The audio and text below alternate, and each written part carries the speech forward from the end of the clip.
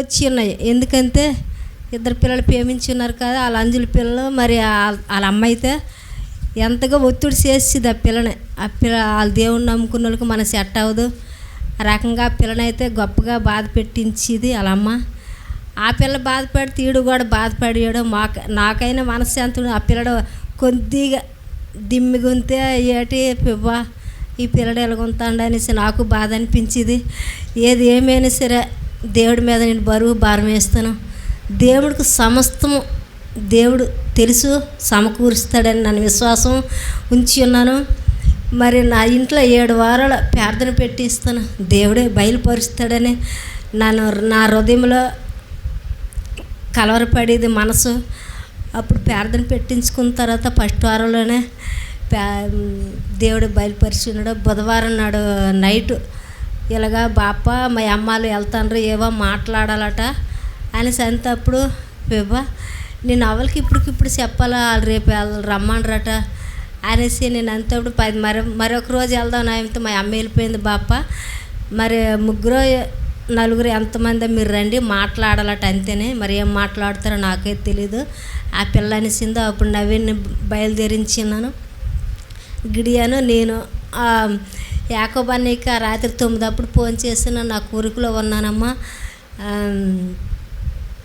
ఇదేటమ్మా యాకోబు అన్నకి ఫోన్ చేస్తే పనిలో ఉన్నానమ్మా. మరి నాకు రాడా కాదు.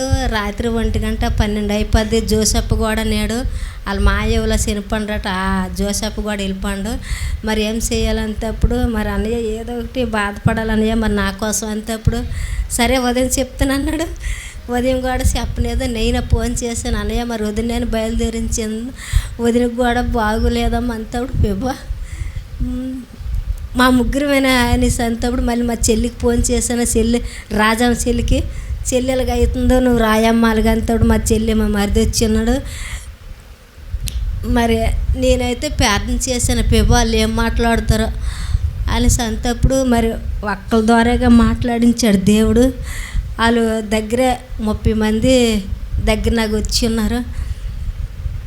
ఏ మాటలో ఈ గిడియని ముందు చెప్పాడు కట్నం అడక్క నాయమ్మ అనేసి. సరే అనేసి కట్నం మరి నేను అడగలేదు. దేవుడు మరి ఒక్కల ద్వారాగా ప్రెసిడెంట్ ద్వారాగా దేవుడు మాట్లాడాడు. 10 మంది 10 మాట్లాడితే ఎవరికి సమాధానం నేను చెప్పలేను పివ్వ. ఒక్కలే మాట్లాడాలా, ఒక్కరికి నేను సమాధానం చెప్పాలా. నేను 2 మొక్కలే చెప్తాను. ఆ మొక్క అందరూ ఓకే అవ్వాలి పివ్వ.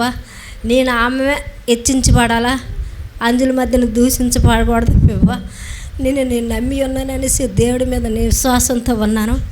దేవుడు అద్భుతం కార్యం చేసి ఉన్నాడు. మనడి దినాన్ని అయితే శుక్రవారం నాడు నేను రేపకు ఊరు వెళ్ళాను. చక్కగా మర్యాదగా కమ్మగా దేవుడు పైన జరిపించి ఉన్నాడు.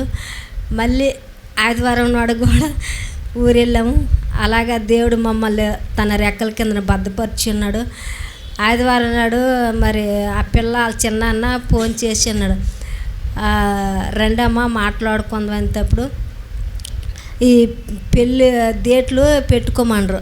మరి మీ సంస్థలో జరుగుతుంది కదమ్మా పెళ్ళి డేట్లు పెట్టుకోండి అనేసి అంతప్పుడు సరే అనేసి అప్పుడు క్యాలెండర్లో చూసాం. లాస్ట్ 5 నెలల్లోనే 18-28 డేటు బుధవారం పడుతుంది.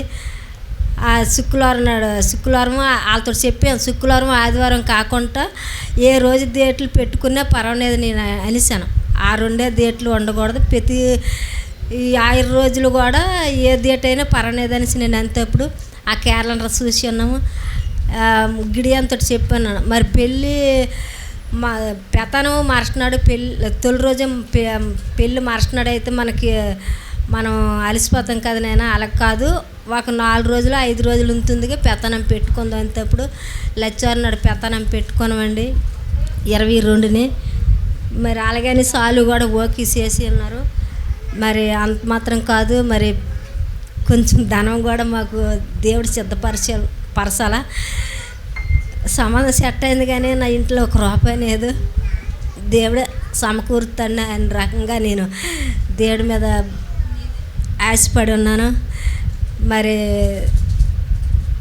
పనసనాలు ఎక్కడో దేవుడు సిద్ధపరుస్తాడు తక్కువలోనేసి నేను దేవుడిని అడుగుతాను. దాని గురించి ప్రార్థన చేయండి.